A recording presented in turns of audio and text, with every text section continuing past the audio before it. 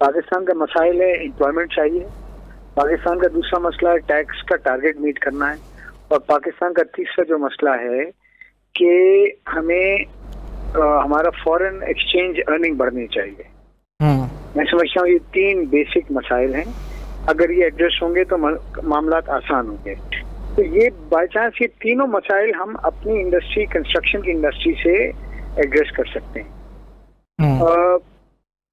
ये इंडस्ट्री के साथ एम्प्लॉयमेंट इतनी जुड़ी हुई है जितनी पाकिस्तान, ये सबसे सेकंड लार्जेस्ट एम्प्लॉयर है पाकिस्तान में आफ्टर एग्रीकल्चर। 1 रुपए का हम रिबेट नहीं मांगते, 1 रुपए हम सस्ता नहीं करते कि बिजली आप सस्ती कर दो, हमारे पे ये कर दो। हम कहते हैं कि जो भी चीज है ना उसको क्लियर कर दो, पर स्क्वायर फुट टैक्स लगा दो, जो लगाना है। हमें अफसरों के सामने नहीं डालें, ना हम तैयार हैं ना हमारे पास वक्त जाया करने का।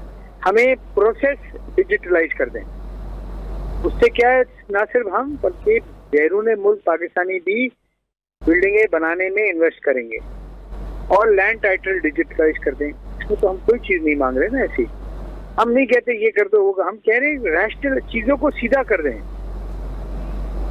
हमने कभी भी अपने इसने नहीं कहा कि हमें बिजली नीचे कर दें, ठीक है, वो तो सबका जो मसला है जैसे सबके साथ होगा वैसे हमारे साथ होगा। हमने ये नहीं कहा कि हमें टैक्स का रेट नीचे कर दें, हम कहते हैं कि आप वही जो रेट है इसको स्क्वायर फुट पे कन्वर्ट कर दें। हम ये कह रहे हैं कि इस वक्त $40 बिलियन रेमिटेंस आ रहा है ना, $20-22 बिलियन कंस्ट्रक्शन के लिए आ रहा है पाकिस्तान में, रियल एस्टेट के लिए। आप सीधा करते हैं, हम आपको $10 बिलियन रेमिटेंस बढ़ा के दे देंगे। आपके तीनों मामलात को एड्रेस करने का हल यही इंडस्ट्री है।